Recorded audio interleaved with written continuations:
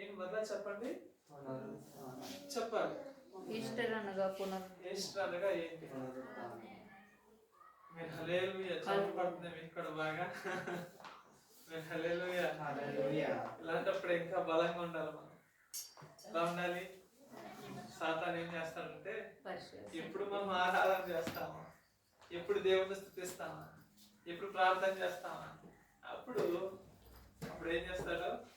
అడ్డంకులు తీసుకొచ్చేస్తాడు. ఇప్పుడు ఎందుకని? మనం ప్రార్థన చేస్తున్నాం కాబట్టి, ఆరాధన చేస్తున్నాం కాబట్టి. సాతాను పని దేవుని నామాన్ని మహిమకరంగా ఉండిపోతాం. ఇలాంటప్పుడు ఏంటంటే ఇంకొంచెం బలంగా ఉండాలి. అప్పుడు సాతాన్ని ఎదిరించాలి. సాతాను ఏం చేస్తాడు? అప్పుడు మన దగ్గర నుంచి పారిపోతాడు.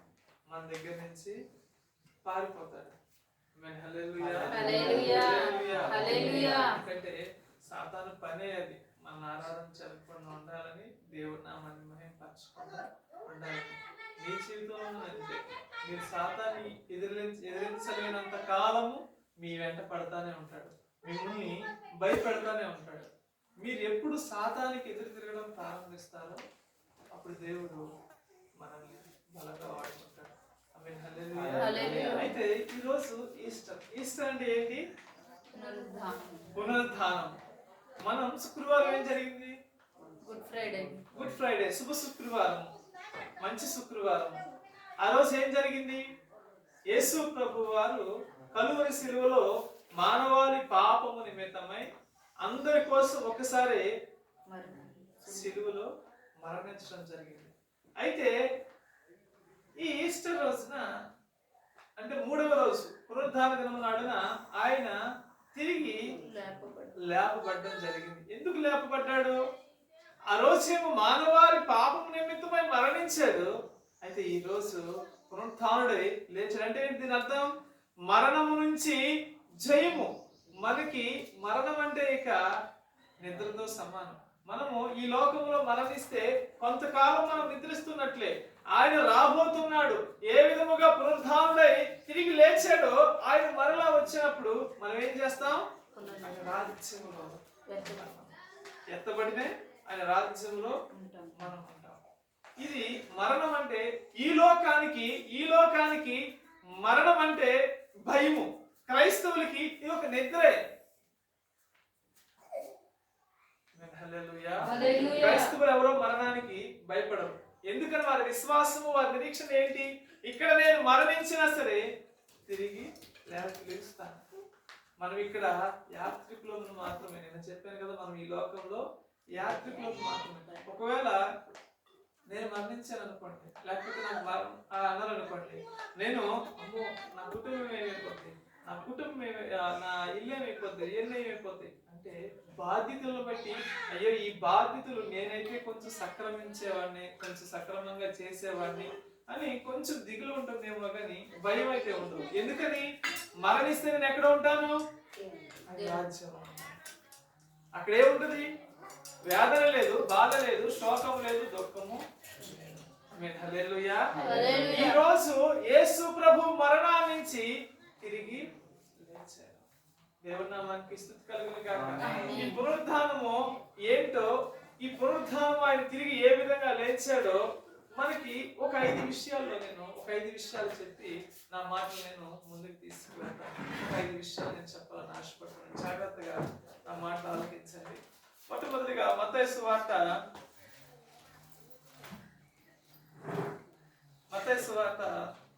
27వ అధ్యాయము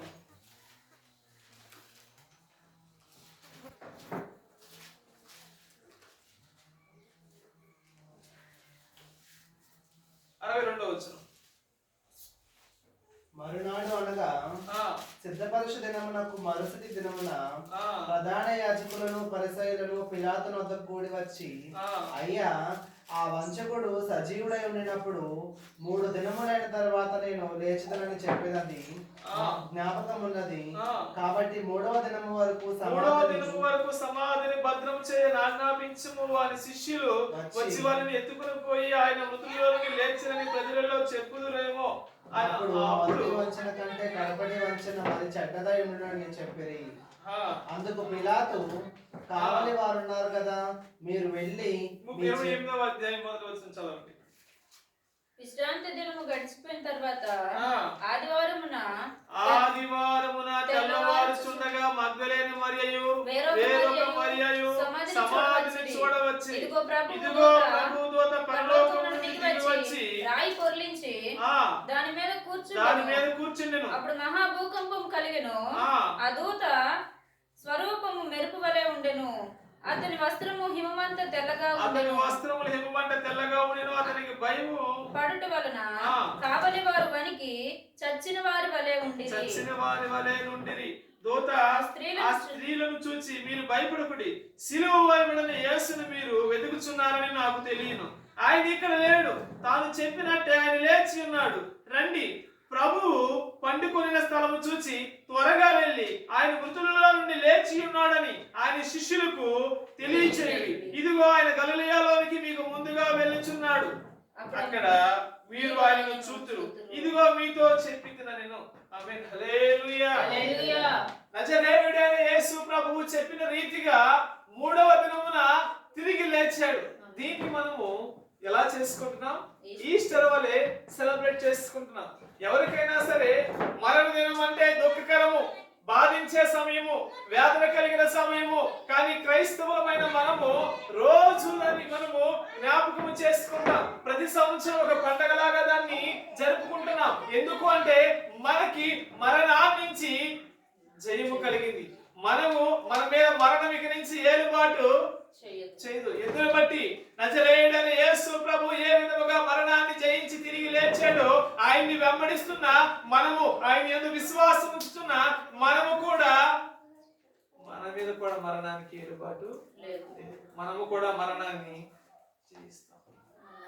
హల్లెలూయా. మన యొక్క నిరీక్షణ. భూమి మీద ఎంతో మంది గొప్పవారు ఉన్నారు, ఎంతో మంది మహానుభావులు ఉన్నారు, సంఘ సంస్కర్తలు ఉన్నారు, సమాజాన్ని మార్చిన వారు ఉన్నారు, గొప్ప గొప్ప యోధులు, రాజులు ఉన్నారు, ప్రపంచాన్ని పరిపాలించిన వారు ఉన్నారు. కానీ ఎవరిని మనం గుర్తుపెట్టుకోం, ఎవరి మరణాన్ని మనం గుర్తుపెట్టుకోం. ఇంకా గొప్ప గొప్ప వారి పేర్లు మనం హిస్టరీ బుక్స్ లో, చరిత్ర పుస్తకాల్లో మాత్రమే చదువుతాం. అదైనా సరే మన ఉద్యోగాల రీత్యా, మన నాలెడ్జ్ కోసం చదువుతాం. కానీ యేసు ప్రభు గారి గురించి చరిత్ర పుస్తకాలు చదవండి సార్. హల్లెలూయా. ఆయన రాజు, ఆయన ఈ భూమి మీద గొప్పగా ఏమి పరిపాలన చేయలేదు. ఇశ్రాయేలీల ప్రాంతం ఒక చిన్న మారుమూల. నేను విజయనగరం దాని గురించి చదువుతున్నప్పుడు నేను ఒక విషయం, ఆసక్తికరమైన విషయం చదివాను. ఏంటి ఆ విషయం అంటే, మన భారతదేశంలో ఆంధ్రప్రదేశ్ ఉంది. ఆంధ్రప్రదేశ్లో ఎన్ని జిల్లాలు ఉన్నాయి?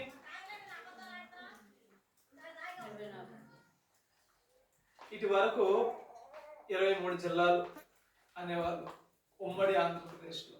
తర్వాత 2 రాష్ట్రాలుగా విడిపోయిన తర్వాత ఎన్ని జిల్లాలు అయినాయి? తెలంగాణకేమో 10,000, మనకేమో వచ్చినాయి 13 వచ్చినాయి. ఇప్పుడు ఈ 13ని ఒక నాయకులేమో 26 చేశారు, ఇంకొక నాయకులేమో 2 పెంచి 28 చేశారు. ఇప్పుడు 28 జిల్లాలు. అయితే ఉమ్మడి ఆంధ్రప్రదేశ్ రాష్ట్రంలో విజయనగరం జిల్లా ఎంత ఉన్నదో ఇశ్రాయేల్ దేశం అంత చిన్నగా ఉంటుంది. చాలా చిన్న దేశం. అంత చిన్న ఇశ్రాయేల్ దేశంలో ఆయన ఆ ఇశ్రాయేలీలకు మాత్రమే ఆయన సువార్త ప్రకటించాడు, ఇంకెవరికి ప్రకటించారు. కానీ ఆ యేసు ప్రభుని మనం ఈ రోజు కూడా జ్ఞాపకం చేసుకున్నాం. ఆయన జన్మదినాన్ని జ్ఞాపకం చేసుకున్నాం, ఆయన మరణ దినాన్ని జ్ఞాపకం చేసుకున్నాం, ఆయన తిరిగి లేచిందాన్ని జ్ఞాపకం చేసుకున్నాం. ఎందుకని?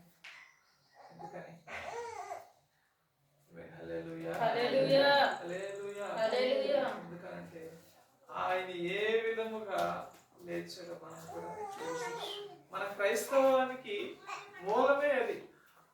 మన క్రైస్తవ మూలము. ఒకవేళ నజరేయుడైన యేసు ప్రభువు ఈ రోజు తిరిగి లేచి లేకపోతే మనకి నేను చేస్తున్న ఈ భక్తికి, విశ్వాసానికి అర్థం లేదు. యేసు ప్రభు వారు నిజంగా మానవాళి కోసం ఆయన జన్మించాలని నమ్ముతున్నాం, మన కోసం మరణించాలని నమ్ముతున్నాం. కానీ మరణించాడు, జన్మించాడు, కానీ తిరిగి లేవకపోతే మాత్రం నేను చేస్తున్న విశ్వాసానికి అర్థం లేదు. హల్లెలూయా. మాటలు మీకు అర్థమవుతున్నాయా? కొంచెం బాగా అర్థం అవ్వాలని నేను మెల్లగా స్లోగా చెప్తున్నాను. ఆమేన్. హల్లెలూయా. హల్లెలూయా. ఫిలిప్పీయులకు రాసిన పత్రిక 5 విషయాలు చెప్తా ఉన్నాను. మొట్టమొదటి విషయం, ఫిలిప్పీయులకు రాసిన పత్రిక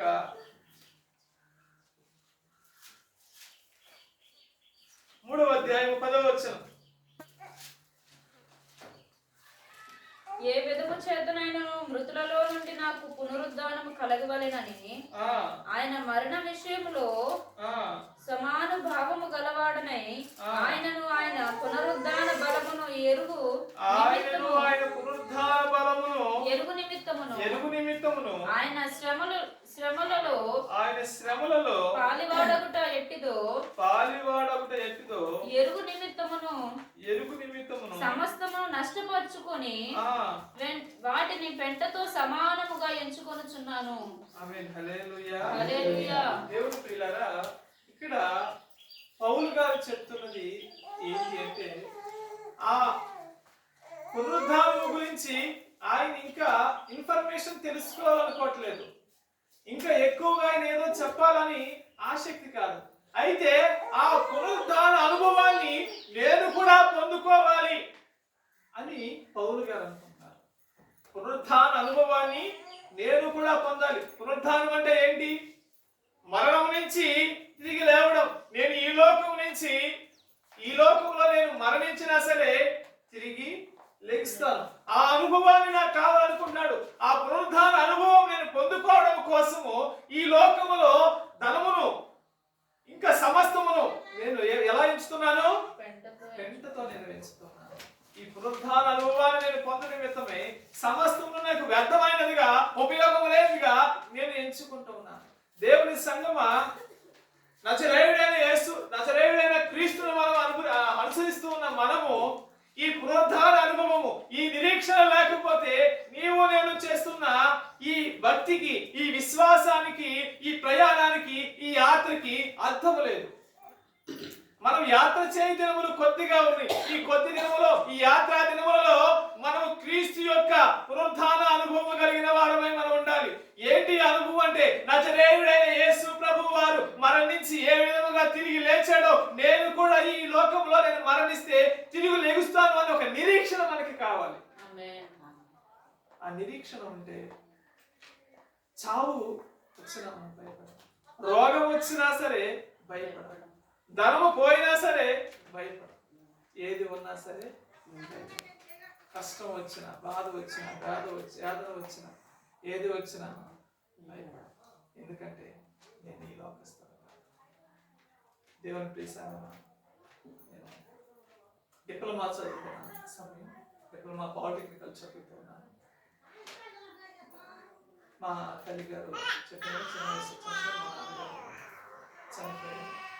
మా నాన్నగారు 15-16 సంవత్సరాల వయసులో చనిపోయారు. నాకు కలిగిన బంధువుల మధ్యన, కుటుంబముల మధ్యన కలిగిన కొన్ని ఇబ్బందుల్ని, సమస్యల్ని బట్టి నేను ఆ గ్రామంలో బాగా డబ్బున్నవాడిగానే ఉండాలనుకున్నాను. పింజాంట అనే గ్రామంలో వీడియో కూడా వస్తుంది, వాళ్ళు ఎవరైనా చూడొచ్చు కూడా, ఎందుకంటే ఇది వాస్తవం కాబట్టి మరలా చెప్తాను. పింజాంట అనే గ్రామంలో నేను ఉండేవాడిని. ఇక్కడ గుడ్లవల్లేరు తెలుసు కదా, గుడ్లవల్లేరు, కౌటు అని అవన్నీ అపరిసర ప్రాంతాలు. అయితే అందరూ బాగా డబ్బు సంపాదించాలి, ఈ చదువులు ఇవన్నీ ఇక్కడితో కాదు, నేను బాగా వ్యవసాయం చేయాలి, బాగా డబ్బు సంపాదించాలి, ఇవన్నీ ఏయో చేయాలని అనుకుంటూ ఉండేవాడిని. అదే సమయంలో మా నాన్నగారు చనిపోయిన తర్వాత కొంత ఇన్సూరెన్స్ డబ్బులు వచ్చింది. ఆ డబ్బులన్నింటినీ ఆ వ్యవసాయంలో ఇంట్లో పెట్టి చేద్దాం. ఏం చేశాను, ఒక వ్యక్తితో కలిసి చెరువులు చేశాను. ఇక్కడ దగ్గర 3 చెరువులు 4 చెరువులాగా చేశాను. చెరువు తీసుకొని రొయ్య వేసాను, చేపలు వేసాను, ఇంకా కాలువలు తీసుకున్నాం, కాలువలు పాడు, పొలం కౌలు తీసుకుని చేశాను, చాలా చేశాను. ఇంకా దానికి కావాల్సిన ఇంకా స్ప్రేయర్ అంటారు కదా, స్ప్రేయర్ ఉంటుంది కదా, ఆ స్ప్రేయర్ కావాల్సిన పనిముట్లన్నీ తీసుకుంటున్నాం ఒక్కొక్కటి. పొలం ఇంకెందుకని విస్తరించాలి, ఒక 40-50 ఎకరాల పొలం చేయాలనుకుంటున్నాం, ఇప్పుడే ప్రారంభించాను. ఇక మనుషుల్ని కలుపుకొని ఇంకా ముందుకు వెళ్ళాలి అనుకుంటున్నాం. ఆ సమయంలో యేసు ప్రభు వారు నా జీవితంలోకి వచ్చారు. యేసు ప్రభు వారిని నిజ రక్షకుడుగా నేను అంగీకరించాను. ఇబ్బందులు వచ్చాయి, ఇక్కడ నా నాన్న వాళ్ళని పట్టించుకునే వారు కూడా లేని స్థితిలోకి వచ్చేసాను. ఆహారం కూడా నేను ఇంట్లో నుంచి బయటకు వచ్చేసిన తర్వాత ఒక దీంట్లో అన్నం వండుకోవడం తెలియదు. 30 రోజులు, 30 దగ్గర 1 రోజుల అన్నం వండుకోవడం ఉల్లిపాయతోనూ లేకపోతే ఏదైనా నీళ్లు పోసుకుని తింటాను. ఏమీ నాకు రాదు, బట్టలు కూడా సరిగ్గా మొదలుగా రాదు. ఆ స్థితిలో నేను బయటకు వచ్చాను. ఆమేన్, హల్లెలూయా. ముందే నేను యేసు ప్రభు వారిని నా స్వరక్షకుడిగా నేను అంగీకరించాను. అయితే పొలం అయితే చేస్తున్నాను, వ్యవసాయాలు అయితే చేస్తున్నాను, ఎన్ని ఉన్నాయి, చెరువులు చేస్తున్నాను. ఆ సమయంలో నేను ప్రసంగి గ్రంథం చదివాను. ఏం చదివాను? ప్రసంగికి ముందు గ్రంథం ఏంటి చెప్పాలి, గుర్తుపెట్టుకోవాలి. ప్రసంగికి ముందు గ్రంథం ఏంటి? సామెతలు. ప్రసంగి తర్వాత గ్రంథం ఏంటి? పరమగీతాలు. ఆమేన్, హల్లెలూయా. ఈ 3 రాసింది ఎవరు? 3 ఆయన రాశారా? చెప్పాలి. 3 ఎవరు రాశారు? సొలొమోను రాశారు, ఇంకా ఎవరైనా రాశారు? ఒక్కడే రాశారు లేదా 2 రాశారు? చెప్పాలి, చెప్పాలి. మనం ఆ 3 పుస్తకాలు చదివితే దాన్ని రాసింది ఎవరో మనకు అర్థమైపోతుంది. సొలొమోను రాశారు, సొలొమోను రాసిన 3 పుస్తకాలు. ఆమేన్, హల్లెలూయా. హల్లెలూయా. దగ్గర ఒక 12 అధ్యాయాలే ఉంటుంది, చాలా చిన్న పుస్తకం. నేను అయినా అదే ఎందుకు చదువుతున్నాను తెలుసా? ఆ పుస్తకాలు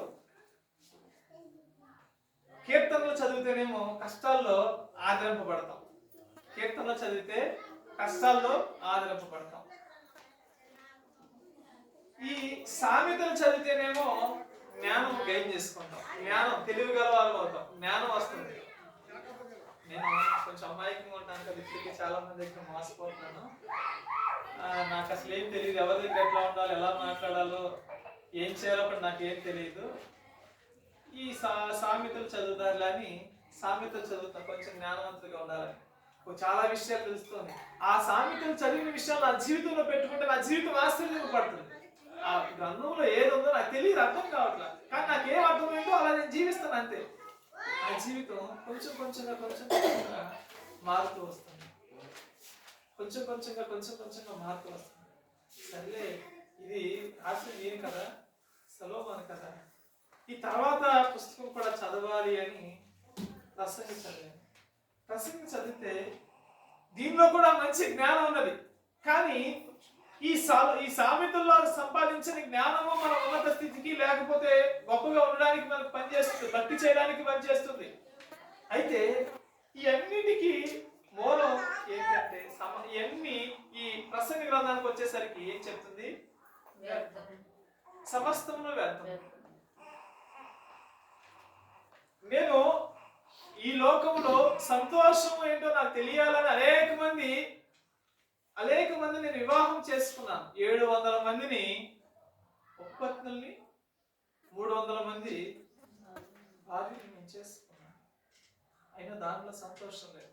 నాకు తోటలు కట్టించుకోవాలనుకున్నాను, అయితే నాకు తోటలు కట్టించుకుంటే లేకపోతే ఇల్లు కట్టుకుంటే దాంట్లో సంతోషం ఉండదేమని నేను తోటలు వేపించాను, ఇల్లు కట్టించుకున్నాను, దాంట్లోనూ సంతోషం లేదు. అయితే దీంట్లో సంతోషం లేదు కాబట్టి నేను ఈ ద్రాక్షారసము తాగి అధిక ఒత్తిడినై దాంట్లో సంతోషం ఉందామని నేను చూశాను, దాంట్లో కూడా సంతోషము లేదు. నేను బుద్ధిహీనుడై తిరిగితే దాంట్లో సంతోషం నేను తిరిగాను, దాంట్లోనూ అది వ్యర్థమే. ఆస్తి సంపాదించడం వ్యర్థమే, వివాహం చేసుకుని దాన్ని బట్టి కూడా వ్యర్థమే.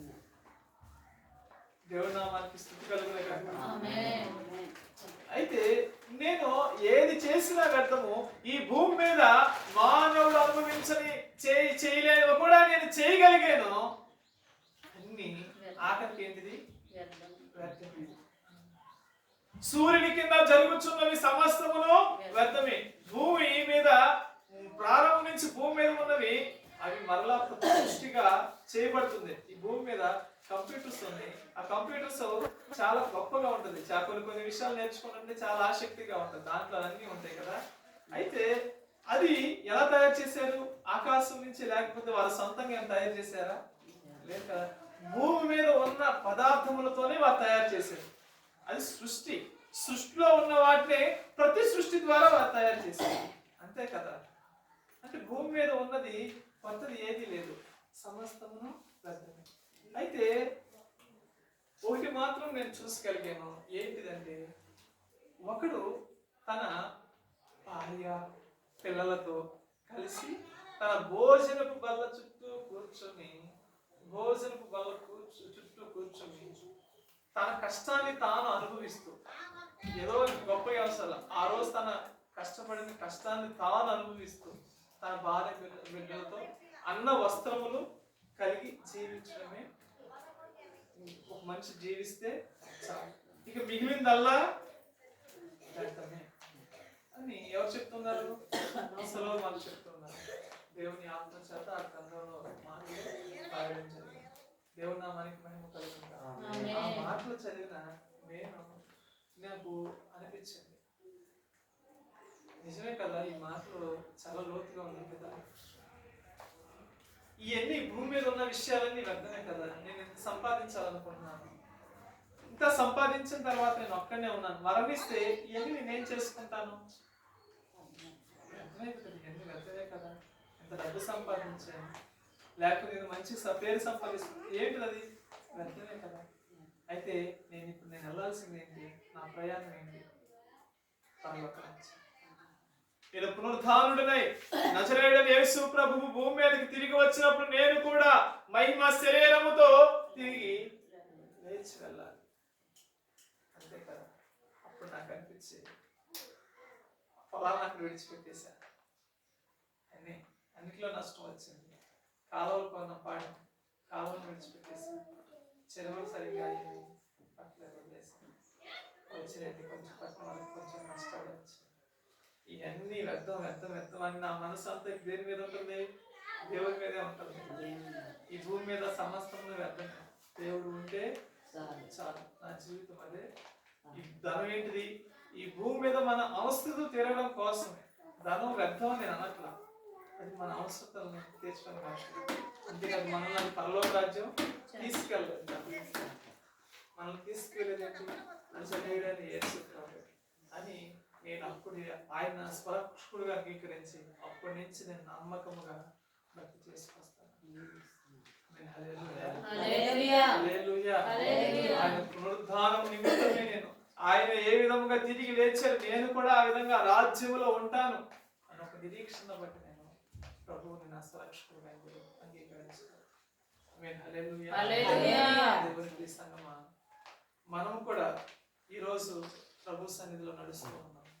మనం కూడా ఇంకా ఆయన మనం అంగీకరించలేకపోతే, ఇంకా ఆయన సన్నిధిలో మనం ఇంకా బలం పొందుకోలేని వారిగా ఉంటే, ఈరోజు తండ్రి నీవు నన్ను బలపరచు, నీ పునరుద్ధాన శక్తిని నాకు అనుగ్రహించాలని దేవాది దేవుడిని అడిగి కోరుకోవాలి. హల్లెలూయా, హల్లెలూయా, హల్లెలూయా, హల్లెలూయా. ఫిలిప్పీయులకు రాసిన పత్రికలో అంటున్నాడు కదా, ఇది ఒక సంఘటన కాదు, పునరుద్ధానం ఒక సంఘటన కాదు, ఒక శక్తి. అది మామూలుగా అనేక మంది నేను చెప్పాలనుకోవట్లేదు, ఆ పునరుద్ధానాన్ని అనుభవించాలనుకుంటున్నాను. ఆ పునరుద్ధాన అనుభవాన్ని మనము కూడా అనుభవించునుగాక. హల్లెలూయా. చెప్తాను, రెండో విషయం చెప్తాను. కొరింథీయులకు రాసిన పత్రిక 15వ అధ్యాయము 55వ వచనం ఒకసారి అందరూ చదవండి. కొరింథీయులకు రాసిన పత్రిక, 2 కొరింథీయులకు రాసిన 1 కొరింథీయులకు రాసిన పత్రిక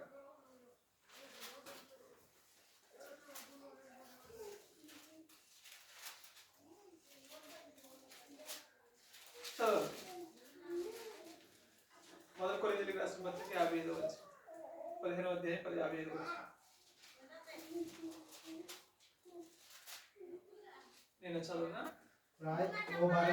ఓ మరణమా నీ ముల్లెక్కడ? చదవండి. ఓ మరణమా ఓ మరణమా నీ విజయం ఎక్కడ? ఓ మరణమా నీ ముల్లెక్కడ? మరణపు ముళ్ళు పాపము, మరణపు ముళ్ళు పాపము, పాపమునకున్న బలము ధర్మశాస్త్రమే, పాపమునకున్న బలము ధర్మశాస్త్రమే. అయినను మన ప్రభు అయిన యేసుక్రీస్తు మూలముగా మనకు జయం అనుగ్రహించు, ఆయనను మన ప్రభు అయిన యేసుక్రీస్తు మూలముగా మనకి జయం అనుగ్రహించుచున్న దేవునికి స్తోత్రము కలుగును గాక. ఆమేన్. హల్లెలూయా. ఇప్పుడు నజరేయుడైన యేసు ప్రభు ద్వారా ఇప్పుడు మనకేమైంది? మరణపు ముళ్ళు విరవబడింది. మరణాన్ని జయించగలుగుతూ ఉన్నాం. మొట్టమొదటిగా ఏమైంది? మన పునరుద్ధానం కలుగుతుంది. మనకి పునరుద్ధానం కలుగుతుందని ఒక నిరీక్షణ ఉంది. రెండవదిగా మరణం మీద విజయం కలిగింది. మరణపు ముళ్ళు విరవబడింది. ఆమేన్. హల్లెలూయా. ఓ మరణమా నీ విజయం ఎక్కడ? ఓ మరణమా నీ ముళ్ళు ఎక్కడ? చదవత. మరణపు ముళ్ళు పాపము, మరణపు ముళ్ళు పాపము, పాపముకున్న బలము ధర్మశాస్త్రము, పాపముకున్న బలము ధర్మశాస్త్రము, అయినను మన ప్రభువైన యేసుక్రీస్తు మూలముగా మనకు జయం అనుగ్రహించుచున్నాడు. దేవునికి స్తోత్రం కలుగును గాక. ఆమేన్. హల్లెలూయా. హల్లెలూయా. నజరేయుడైన యేసు ప్రభు ద్వారా ఇప్పుడు మనకేం కలిగింది? మరణము మీద జయము కలిగింది, విజయము కలిగింది.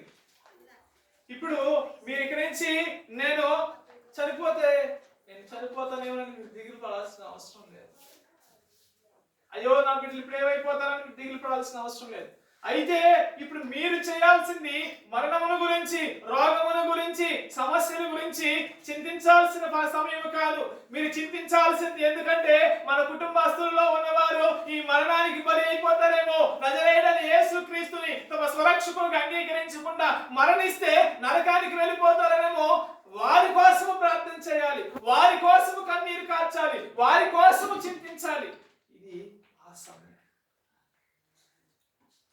నువ్వు నేను రక్షణ పొందుతాం. మరణాల మీద విజయం కలుగుతుంది మనకి. నువ్వు నేను నా పరలోకానికి వెళ్తే మా కుటుంబస్తులు ఎక్కడికి వెళ్ళాలి?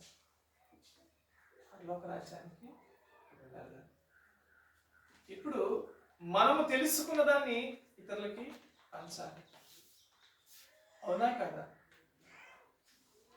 బైబిల్ గ్రంథం చెప్తుంది, ఒక సహాయము పొందగోరిన వ్యక్తికి సహాయము చేయకపోవడము కూడా, మనం సహాయము చేయకపోవడము కూడా పాపమే, పాపముతో సమానం. ఒక వ్యక్తికి మనము సహాయం చేయకపోతే అది పాపముతో సమానం. ఇప్పుడు మీ కుటుంబాలలో మీరు సువార్త ప్రకటించగలరు, దేవుని గురించి చెప్పగలరు, వారిని బలపరచగలరు, దేవుళ్ళు నడిపించగలరు, కనీసం వారి గురించి ప్రార్థన చేయగలరు. ఇలా చేయకపోతే దేనికి సమానం? ఇది పాపంతో సమానం. ఎందుకని? మీరు ఆస్తులు ఇవ్వ అవసరం లేదండి, అంతస్తులు ఇవ్వ అవసరంలా, ఇల్లులు కట్ట అవసరంలా, పొలాలు ఇవ్వ అవసరంలా.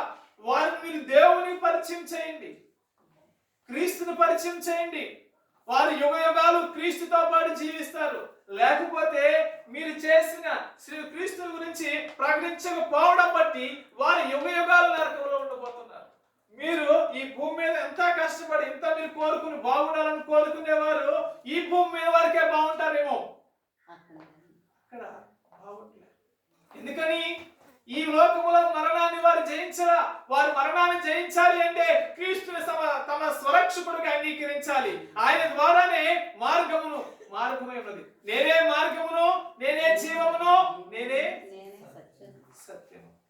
ఆయన ద్వారా తప్ప వేరే ఒకరు రాజ్యానికి వెళ్ళలేరు. నేను యేసు ప్రభు నమ్ముకున్న వాళ్ళు ఏం చేస్తున్నారు? యేసు ప్రభు నమ్ముకున్న వాళ్ళు ఏం చేస్తున్నారు? కొంచెం అన్నదానం చేస్తున్నారేమో, మంచిగా ఉన్నారేమో, ఇతరులకు సహాయం చేస్తున్నారేమో, ప్రేమగా ఉన్నారేమో, నీతిగా ఉన్నారేమో. వాళ్ళు ఉన్నదాన్ని నేను చేస్తున్నాను కదా. వాళ్ళు నీతిగా ఉన్నారు, నేను నీతిగా ఉన్నాను. వాళ్ళు అబద్ధం ఆడట్లా, నేను అబద్ధం ఆడట్లా. వారు ఇతరులకు సహాయం చేస్తాను, నేను ఇతరులకు సహాయం చేస్తాను. వారు ఇతరులు ఇబ్బంది పెట్టరు, నేను ఇబ్బంది పెట్టను. వాళ్ళు వెళ్ళినప్పుడు నేను ఎందుకు పరలోక రాజ్యానికి వెళ్ళను అని అడిగేవారు ఉన్నారు, అడిగేవారు ఉంటారు. వాళ్ళు నీతిగా ఉన్నారు, మేము నీతిగా ఉండట్లేదా, మేము ఎందుకు వెళ్ళాం దేవుని దగ్గరికి అంటారు. వాళ్ళు నీతిగా అయితే ఉంటున్నారు కానీ యేసుక్రీస్తుని అంగీకరించలా. పరలోక రాజ్యానికి వెళ్ళాలంటే ఒకే మార్గం. ఏంటి ఆ మార్గం? చెప్పాలి. మార్గం ఏంటి? నజరేయుడైన యేసు ప్రభు, ఆయన ద్వారానే పరలోక రాజ్యానికి వెళ్ళగలరు. వేరే మార్గం లేదు. ఆ మార్గాన్ని అంగీకరించాల్సిందే, ఆ మార్గంలో నడవాల్సిందే, ఆ మార్గము ద్వారానే వెళ్ళాలి. ఆ మార్గము ద్వారానే తండ్రి దగ్గరికి వెళ్ళగలము, ఆ మార్గము ద్వారానే తండ్రి దగ్గర ఏదైనా పొందుకోగలము. యేసు ప్రభు వారు అంటున్నారు కదా, మీరు మీరు నా నామమున తండ్రిని ఏది అడిగినా అది మీకు ఏమవుతుంది? అది అనుగ్రహింపబడుతుంది. నా నామమున మీ తండ్రి ఏది అడిగినా అది అనుగ్రహింపబడుతుంది. అంటే ఏంటి? తండ్రి అయినా సరే యేసు ప్రభు నామాన్ని బట్టే, యేసు ప్రభుని అంగీకరించి నువ్వు సహాయం చేయ ప్రభు అని ఆయన్ని బట్టి అడిగితేనే దేవుడు మనకు సహాయం చేస్తాడు. అందుకనే ఆఖరిలో ప్రార్థన అయిపోయిన తర్వాత అంటూ ఉన్నాం కదా, యేసు నామములో అడుగుతున్నాం తండ్రి. తండ్రిని ఏమంటున్నాం ఇప్పుడు?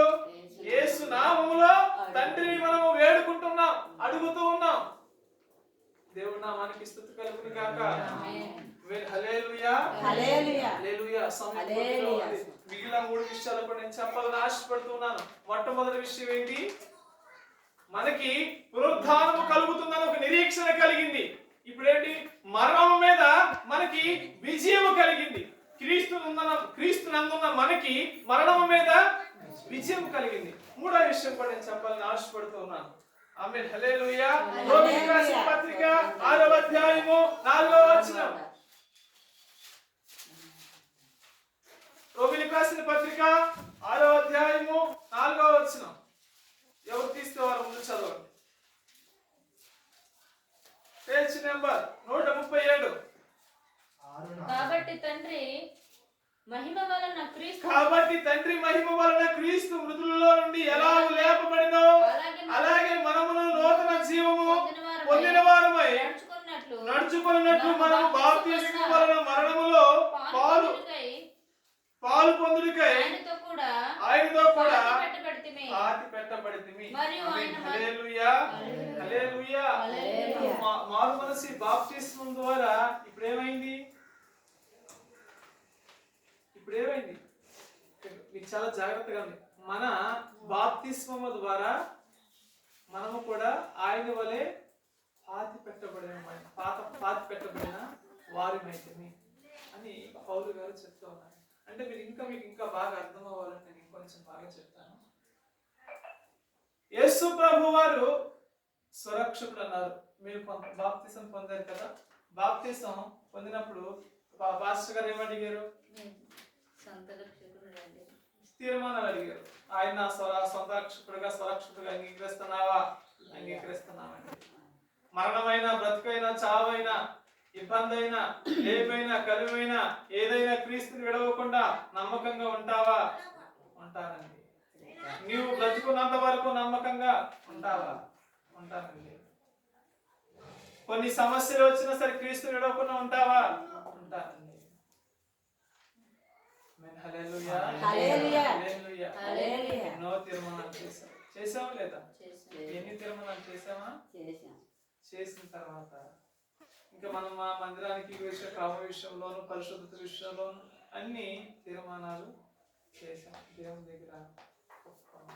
అప్పుడు పాస్టర్ గారు దగ్గరికి వెళ్ళంగానే మనల్ని కొంతమందిని కాలువలు ఇచ్చిన వాళ్ళు ఉంటారు, కొంతమంది చెరువులో ఇచ్చిన వాళ్ళు ఉంటారు, నదుల్లో ఇచ్చిన వాళ్ళు ఉన్నారు, సముద్రంలోనూ ఇచ్చేవారు ఉన్నారు. నేను సముద్రంలోనే పొందా. మచిలీపట్నం సముద్రంలో బాప్తిసం పొందాను. ఒక్కొక్కరు ఎక్కడ పడితే అక్కడ పరిస్థితిని బట్టి పొందుతారు. ఆమేన్, హల్లెలూయా.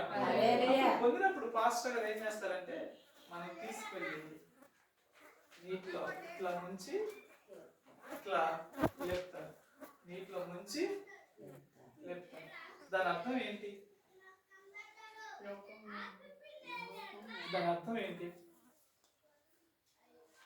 ముంచి ఇట్లాగే ముంచి లేపుతారు.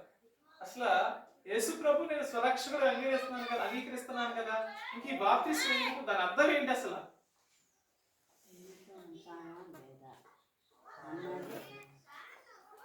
చెప్పాలి. అన్ని మర్చిపోయి దేవుడితో ఉండాలి అని అంకమ్మ గారు బాగానే ట్రాక్ లో ఉన్నారు. చెప్పాలి ఇంకా. ఆమేన్. హల్లెలూయా. దాని అర్థం ఏంటి అంటే ఇప్పుడు వరకు నేను శరీరాశలో జీవించానేమో, లోకంలో జీవించానేమో, ఈ లోక క్రియలలో జీవించానేమో, నేను నా పాత స్వభావంలో జీవించానేమో, కానీ నా పాత స్వభావము సమాధి చేయబడింది. నేను ఇక నుంచి నీటిలో ఉంచినప్పుడు ఏంటి? ఈ లోకంలో నేను మరణించాను. ఇక నుంచి లేస్తున్నప్పుడు నేను క్రీస్తులో జన్మించాను, నూతనముగా జన్మించాను, నేను క్రీస్తులో బ్రతికి ఉన్నాను అని అర్థం. నజరేయుడైన యేసు ప్రభు వారు మనము కూడా ఏంటి అంటే దాని అర్థం ఏంటి అంటే బాప్తిస్మం, నిజమైన బాప్తిస్మం అర్థం ఏంటి అంటే యేసు ప్రభు వారు తిరిగి ఏ విధముగా లేచారో అలాగే మనం ఈ లోకములో మరణించి మనము తిరిగి క్రీస్తులో లేపబడతాం. ఆమేన్. హల్లెలూయా. మనం క్రీస్తులో లేపబడిన వారములై ఉండాలి. ఆమేన్. హల్లెలూయా. అంటే ఏంటి? మన పాత స్వభావము సమాధి చేయబడాలి. మన స్వభావము సమాధి చేయబడాలి. మన పాత క్రియలు సమాధి చేయబడాలి. పాత ఆలోచనలు సమాధి చేయబడాలి. మన పద్ధతులు సమాధి చేయబడాలి. అయితే ఇప్పుడు నూతన క్రియలు అనగా క్రీస్తు యేసునందు మనం ఏంటి? రాతి హృదయము కొట్టివేయబడి మాంస హృదయము కలిగిన వారమై నూతన క్రియలు, నూతన స్వభావము, నూతన మనస్సు కలిగిన వారమై మనం జీవించాలి. ఇటు వరకు నిన్ను ఎవరన్నా ఒక రాయి కొడితే నేను 2 రాళ్ళతో కొడతాను అని ఉండవచ్చు. నేను ఒక మాట అంటే 2 మాటలను ఉండవచ్చు. ప్రేమ మన జీవితంలో లేకపోయి ఉండవచ్చు. ఇప్పుడు ప్రేమ కావాలి. ఇప్పుడు నూతన స్వభావములో ఇతరులను క్షమించే గుణము కావాలి. తప్పు ఒప్పుకునే, తప్పు జరిగినప్పుడు నేను తప్పు చేశాను అనే పశ్చాత్తాపడి అవసరమైతే ఒప్పుకుని క్షమాపణ పొందే ధైర్యం కావాలి. హల్లెలూయా. దేవుడు ప్రియులారా, ఎవరన్నా మనల్ని అంటే ధైర్యంగా వెళ్ళి ఒక మాట ఒకవేళ వాళ్ళని చేయి చేసుకొని కొట్టడం అది ధైర్యం కాదు. ఒకరిని మనల్ని కొడితే వాళ్ళు తిరిగి నేను కొట్టేశాను, వాళ్ళు గొప్ప వాళ్ళు, ధనవంతులు, వాళ్ళు పోలీసు అయినా సరే నేను విడిచిపెట్టలేదు, పోలీసులు కూడా చేసుకున్నాను నన్ను తిట్టేసరికి అంటే అది ధైర్యం కాదు. అసలైన ధైర్యం ఏంటో తెలుసా? మన ద్వారా ఎక్కడన్నా ఒక తప్పు జరిగితే ఆ తప్పు నా ద్వారా జరిగిందండి, నేను ఆ తప్పు నేనే చేశానండి, ఆ తప్పును ఒప్పుకునే ధైర్యం కావాలి. అది నిజమైన ధైర్యం. హల్లెలూయా. ఈ ధైర్యం ఏముంది? ప్రతి ఒక్కరికి ఉంటుంది. డబ్బు ఉన్న వాళ్ళకి ఉంటుంది, డబ్బు లేని వాళ్ళకి ఉంటుంది, ఎవరైనా ఉంటారు. అది సహజం. అది కాదు ధైర్యం. ఆ తప్పు చేసినప్పుడు నేను ఈ తప్పు చేశాను, ఎందుకు ఆ ధైర్యం ఉండాలంటే ఆ తప్పు నేను చేశాను, ఆ తప్పు ఒప్పుకున్న తర్వాత ఏదైనా సరే పర్యవసానం ఉండవచ్చు, ఏ పర్యవసానమైనా ఉండవచ్చు, ఏ శిక్ష అయినా ఉండవచ్చు, ఆ శిక్ష నేను అంగీకరిస్తాను. ఎందుకని? ధైర్యంగా ఉన్నాను, నేను తప్పు చేశాను. ఆమేన్. హల్లెలూయా. ఇది నిజమైన ధైర్యం. ఆమేన్. హల్లెలూయా. హల్లెలూయా. హల్లెలూయా. దేవుని సంగమా, ఈ 2026వ ఈస్టర్ దినమున మనము తీర్మానం చేసుకోండి. సంఘంగా దాంట్లో తీర్మానం చేసుకోండి. ఏంటి ఆ తీర్మానం? ఏంటి ఆ తీర్మానం? చెప్పాలి. మీరేం తీర్మానం చేసుకుంటారు? చెప్పాలి. మీరేం తీర్మానం చేసుకోగలరు?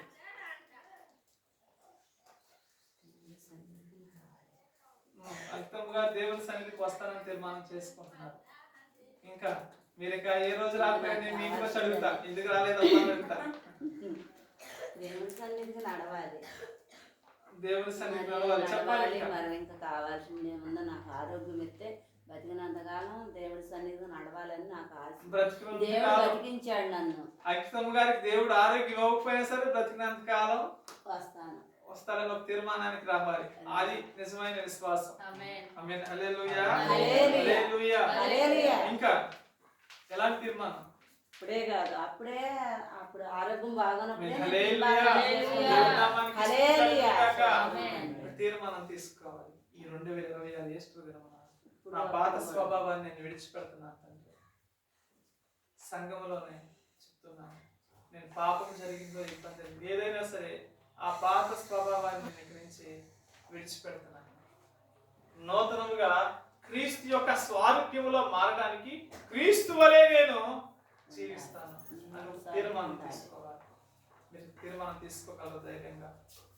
దేవుని సంగమా, మీరు ఈ తీర్మానం తీసుకోగలిగితే దేవుని నూతనమైన గొప్ప కార్యాలు కూడా చూస్తారు. మీకు నూతన స్వభావం వస్తే దేవుడు చేసే నూతన కార్యాలు కూడా మీరు చూస్తారు. ఇప్పుడు వరకు మీరు బాధలు, ఇబ్బందులు, సమస్యలు లేవిలే చూసారేమో, కానీ దేవుడు ఐశ్వర్యవంతుడై ఉన్నాడు. ఆయన గొప్ప కార్యాలు మీరు చూస్తారు. ఆయన ఐశ్వర్యంలో పాల్పడతారు, ఆయన అధికారంలో పాల్గొంటారు. అన్నింటిలో దేవుడు మీకు పాలు దయచేస్తారు. ఏం చేయాలి? నూతన స్వభావం హల్లెలూయా. మొట్టమొదటి విషయం ఏంటి? మనకేం కావాలి?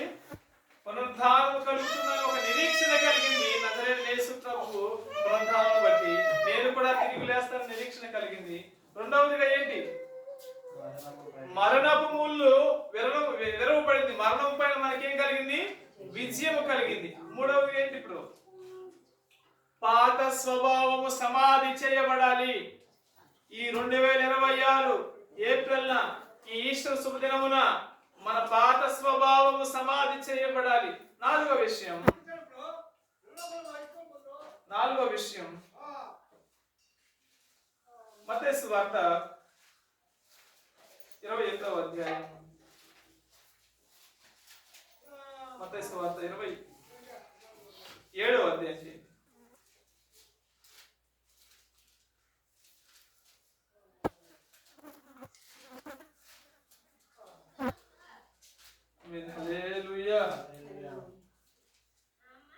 4వ వచనం చదవండి.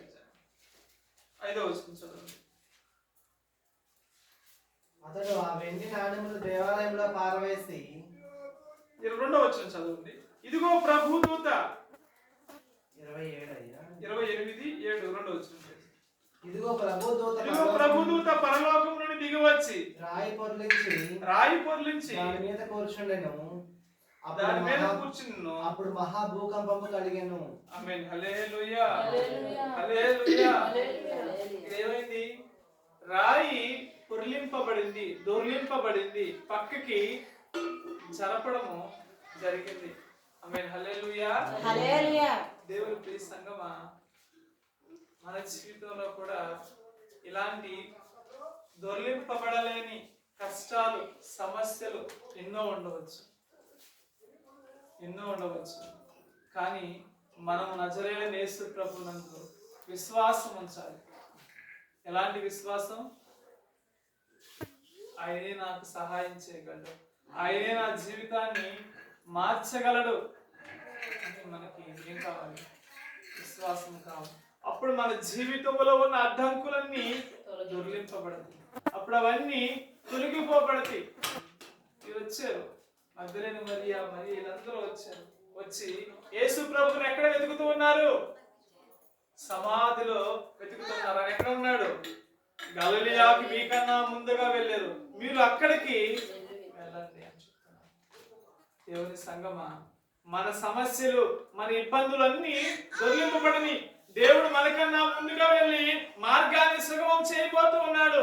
వీరికి చెప్పిన రీతిగా ఏ విధముగా చెప్పి ఆయన గలిలయకి వీరికన్నా ముందు వెళ్ళాడో అలాగే మన జీవితంలో కూడా మీరు ఆయన యందు విశ్వాసం ఉంచితే, లేక మొదట నా రాజ్యమును, నా నీతిని మీకు వెతకండి, అవన్నీ మీకు అనుగ్రహింపబడతాయి అని ఆయన ఏ విధంగా చెప్పాడో, మీరు ఆయన యందు విశ్వాసం ఉంచితే ఆయన మీకన్నా ముందుకు వెళ్ళి ఆయన మీకు కావాల్సినవి అనుగ్రహిస్తాడు.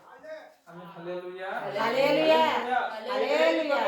ప్రభువా నాకు ఈ విధంగా కావాలి, ఆయన అది కావాలి ప్రభువా, నాకు ఇవి సహాయం కావాలి తండ్రి, నన్ను ఈ విధంగా ఆశీర్వదించు ప్రభువా. వారు వచ్చి నా మీద పడిపోయారు ప్రభువా, ఈ ఎప్పుడో వచ్చి నా మీద పడిపోయారు ప్రభువా, ఈ అనారోగ్యం వచ్చి నా మీద పడిపోయింది తండ్రి, ఇది లేదు తండ్రి అని మనం అడగాల్సిన అవసరం లేదు. ఏమైంది? మీ తల వెంట్రుకలన్నీ లెక్కింపబడినవి. మీకేం కావాలో మీకన్నా దేవునికి ఎక్కువ తెలుసు. మీకు ఏం కావాలో అన్ని ఆయన మీరు అడగకపోయినా మీకు అనుగ్రహిస్తాడు. ఎందుకని? మీరు ఆకాశ పక్షుల కన్నా శ్రేష్ఠులు. అవి విత్తవు, అవి కోయవు, అవి గరిసెలలో దాచుకోవు. వాటిని పోషించిన దేవుడు మనల్ని మరీ ఎక్కువగా పోషించును కదా. పోషించురా? పోషిస్తాడు. అవి గృహాల కోసం ఇబ్బందులు పడతాయా? ఆహారాన్ని దాచుకుంటాయా? ఏం దాచుకో. ఏనాటి ఆహారము ఆనాడే. ఏనాటి ఆహారము ఆనాడే. అది విశ్వాసం. హల్లెలూయా. దేవుని నామానికి స్తుతి గాక. దేవుడు ఇశ్రాయేలీయులకి 40 సంవత్సరములు మన్నాని కురిపించాడు. ఇశ్రాయేలీయులకి 40 రోజులు మన్నాని కురిపించాడు. ఏ రోజు ఆహారం ఆ రోజు ఆహారం. వారేదో దాచుకోలా, ఎక్కడో దాచుకోవాలా. దేవుడు ఇంకేం చెప్పాడు తెలుసా? మీరు ఆహారాన్ని దాచుకోవద్దు. అది దాచుకుంటే ఏం పట్టింది? మనం దాచుకుంటే ఏం పడింది? అక్కడ పురుగు పట్టింది. ఈ రోజు తిన్న ఆహారం దేవుడు ఇస్తే ఆ రోజు ఆహారాన్ని ఆ రోజే తినాలి. ఇది నా రేపొద్దున దాచుకుంటానని చెప్పి దాచుకున్న వారందరికీ ఆ మన్నా కంపు పట్టింది. తెల్లారికల్లా పాడైపోయింది. దేవుడి నామానికి స్తుతి కలుగును గాక. దేవుడు ఏ రోజు ఆహారాన్ని ఇచ్చి ఆ రోజు మనల్ని పోషించాలనుకుంటున్నాడు. మీరు రేపటి దినాన్ని గురించి మీరు చింతించాల్సిన అవసరం లేదు. నా జీవితం ఏమైపోతుందని మీరు బాధపడాల్సిన అవసరం లేదు. సమస్యలు, అడ్డంకులు, ఇబ్బందులు ఆ రాత్రి ఏ విధముగా దేవుని దూత దొర్లించాడో ఆ విధముగా మన జీవితంలో నుంచి వచ్చిన సమస్యలు, ఆటంకములు అన్ని ఆయన దొర్లించేస్తారు. ఎందుకంటే మనకన్నా ముందుగా ఆయన ఆ సమస్య దగ్గరికి వెళ్ళే దేవుడై ఉన్నాడు. దేవుని నామానికి స్తుతి కలుగును గాక. ఆ ఇశ్రాయేలీయుల మన్నాని దాచుకుని కప్పు కొట్టింది. దేవుడు చెప్పాడు 6వ దినమున 7వ రోజు విశ్రాంతి దినము మీకు ఆ ఆకాశం నుంచి మన్నా పడుతుంది. ఆ రోజు 2 అంతలు పడుతుంది. మీరు దాన్ని తెల్లారి వరకు ఉంచుకోండి. ఆ విధంగా చేసిన వారందరికీ ఆహారం పాడవల, మన్నా పాడవలేదు. ఆమె హల్లెలూయా. చక్కని మాట రాయబడింది. ఏంటి ఆ మాట తెలుసా? అది తక్కువగా మన్నాని తక్కువగా కూర్చుకున్న వారికి తక్కువ కాలేదు, ఎక్కువ కూర్చుకున్న వారికి ఎక్కువ కాలేదు. మనం ఏదో ఎక్కువ నా జీవితం ఏమైపోతుందని సమస్య పడుతున్నాను. దేవుడు ఏమి అవ్వదు. ఎందుకంటే నీవు ఆయన చేతిలో ఉన్నావు. తల్లి గర్భంలో ఉండగానే నిన్ను పోషించుకున్నాడు. వృద్ధాప్యము వచ్చే వరకు, ముదిమి వచ్చే వరకు ఎత్తుకొని నేనే. దేవుడు చెప్తున్నాడు. ఎన్ని వాగ్దానాలు మీరు నమ్మట్లేదేమో. అబ్రహాముతో చేసినాడు వాగ్దానాలు మీరు నమ్ముతున్నారు. అబ్రహాముకు దేవుడు ఆకాశ నక్షత్రంలో ఇశ్రాయేలును తన సంతానాన్ని చేస్తా అన్నాడు. నెరవేరింది. మీరు చూస్తున్నారు ఈ వాగ్దానాలు. అలా నా జీవితంలో జరగాలని మీరు అనుకుంటున్నారా? దేవుడు ఇప్పుడు వాగ్దానాలే. ముదిమి వచ్చే వరకు ఎత్తుకుని ముద్దాడుతాను దేవుడు చెప్తున్నాడు. ఎన్ని వాగ్దానాలే. అయితే ఇప్పుడు మనం ఏం చేయాలి? ఆ వాగ్దానాలతో కూడిన క్రియలతో లేక నిరీక్షణ మనము కలిగి ఉండాలి. అప్పుడు దేవుడు మనకు సహాయం చేస్తాడు. 4వదిగా ఏంటి చెప్పాలి? రాయి దొర్లింపబడింది. అడ్డంకులు మన జీవితంలో వచ్చే అడ్డంకులు, సమస్యలు అన్ని దొర్లింపబడి మనకన్నా దేవుడు ఆయనే ముందు వెళ్ళి ఉంటాడు.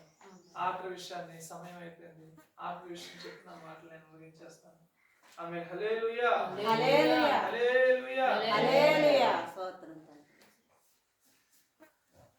28వ అధ్యాయము 15వ వచనం.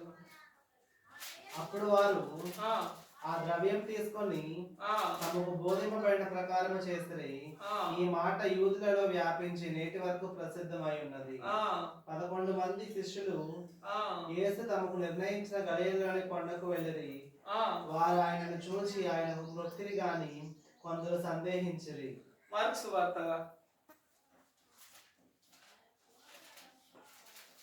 16వ అధ్యాయం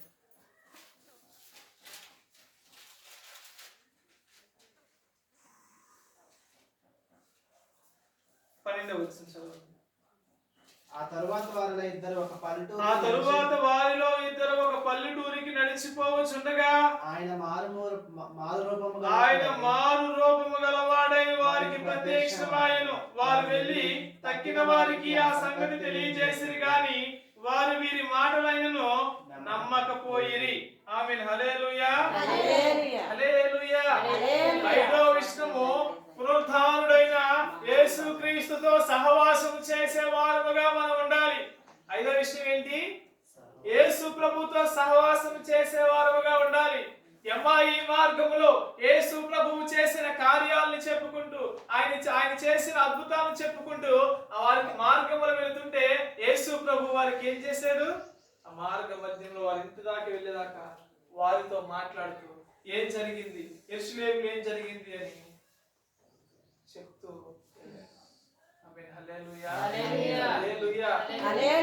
సంగమా, దేవునితో సహవాసము చేసే అనుభవం మనకు కావాలి. మనము దేవునితో ఎప్పటి నుంచి సహవాసం చేస్తామో, దేవునితో మనం ఎప్పటి నుంచి నడవబడతామో ఇప్పుడు మన జీవితం బాగుంటుంది. ఆయనతో సహవాసం మనకు కావాలి. ఆయన సహవాసం లేకపోతే ఎప్పుడైనా పడిపోవచ్చు, ఏదైనా చదవచ్చు. ఆయనతో సహవాసం కలిగిన మరియేమో ఆయన పాదాల దగ్గర కూర్చుని ఆయన మాటలు వింటుంది, ఆయన శ్రేష్టమైన మాటలు వింటుంది. అనేక పనులు పెట్టుకుని చెప్పాలి పేరు ఒకలే చెప్తున్నారు, అందరూ చెప్తే బాగుంటుంది. పేరు చెప్పండి. మార్త అనండి, మార్త అనండి. Martha Martha. అనేక మంది మార్త వలె దేవుని సహవాసాన్ని విడిచిపెట్టి అనేక పనుల మీద శ్రద్ధ వహిస్తూ ఉన్నారు, అనేక పనుల మీద వెళ్ళిపోతూ ఉన్నారు. దేవుని మీద శ్రద్ధ లేదు. కానీ శ్రద్ధ కలిగిన మరియ మాత్రం దేవుని ఆయన ఏం చెప్తున్నాడో ఆలకిస్తుంది. దేవుని నామానికి స్తుతి కలుగును గాక. ఆమేన్. హల్లెలూయా. మనం కూడా అనేక పనుల్లో పడిపోయి దేవుని సహవాసాన్ని కోల్పోయాము. రోజుకి ఎంత సమయం దేవునితో మనం ప్రార్థన చేస్తాము? గంట సేపు చేస్తామా? 2 గంటలు చేస్తున్నామా? వాక్యం ఎంతసేపు చేస్తున్నాం? గంట చేస్తున్నామా? చదువుతున్నామా? 2 గంటలు చదువుతున్నామా? అసలు వాక్యం చదువుతున్నాం, ప్రార్థన చేస్తున్నామా? హల్లెలూయా. ఇంకా చెప్పాలంటే దేవుని సన్నిధిలో ఆదివారమే ప్రార్థనకు రావడానికి టైం లేదు అయ్యారు నాకు. మీరు రోజు గంట సేపు ప్రార్థనలో కూర్చోమంటున్నారు, 2 గంటలు కూర్చోవాలంటున్నారు, వాక్యం చదవాలంటున్నారు. మాకెక్కడ కుదురుతుంది అయ్యారు అంటారా? హల్లెలూయా. అలాంటి స్వభావం ఎవరికన్నా ఉంటే ఇప్పుడే మార్చును గాక. హల్లెలూయా. వారందరూ దేవునితో సహవాసం చేయను గాక. వారందరితో దేవునితో పెనవేసుకోబడిన సహవాసము చేయును గాక. ఆమేన్. హల్లెలూయా. హల్లెలూయా. దేవునితో సహవాసం చేసేవారు. దేవునితో మనం ఎప్పుడు సహవాసం చేస్తామో అప్పుడు దేవుడు మనల్ని ఆశీర్వదించడం ప్రారంభిస్తాడు. ఆమేన్. హల్లెలూయా. హల్లెలూయా. హల్లెలూయా. హల్లెలూయా. ఈస్టర్ అంటే, ఈస్టర్ పండుగ అంటే ఒక పండుగ మాత్రమే కాదు, అది ట్రాన్స్ఫర్మేషన్. అంటే ఏంటి? మనుషులు మార్పు రావడం, మనుషులు పూర్తిగా మారిపోవడం. ఆమేన్. హల్లెలూయా. హల్లెలూయా. దేవుని సంగమా, సమాధి ఖాళీగా ఉంది, మన నిరీక్షణ మాత్రం లేచే ఉంది. మనం గుర్తుపెట్టుకోవాలి, సమాధి మాత్రం ఖాళీగా ఉంది, మన నిరీక్షణ మాత్రం ఇంకా నిలిచే ఉంది. ప్రభు మనతో ఎప్పుడు ఉన్నాడు, మన ఒంటరివారం కాదని మనం గ్రహించుకోవాలి. నేను ఒంటరిగా ఉన్నాను, నేను ఒక్కదాన్నే ఉన్నాను, నేను ఒక్కడే ఉన్నాను, నేను ఇట్లా అయిపోయిందని మీరు అనుకోవచ్చు. ప్రభు మనతో ఎప్పుడు అన్ని వేళలా అన్ని సమయాలలో అతి నిరీక్షణ కలిగిన వారిని మనందరము ఉండును గాక. మొట్టమొదటి విషయం ఒకటి చెప్పండి. నేనేం చెప్పాను? మొట్టమొదటి విషయం ఏంటి? పునరుద్ధానం కలిగిందని ఒక నిరీక్షణ వాళ్ళకి ఉన్నది. నేను మరణిస్తే తిరిగి లేస్తానని ఒక నిరీక్షణ మన ఉన్నదండి. మరణాన్ని మీద మనకు విజయం కలిగింది. మూడో విషయం, మన పాత స్వభావం సమాధి చేయబడింది. నాలుగో విషయం, రాయి దొర్లింపబడింది. అడ్డంకులన్నీ తొలగిపోతాయి. దేవుడు మనకన్నా ముందుగా వెళతాడు. గల్లయ్యాకి ఏ విధంగా వెళ్ళాడో మన సమస్యల దగ్గరికి మాత్రం మనం ఆయన ముందే వెళ్తాడు. ఐదవది,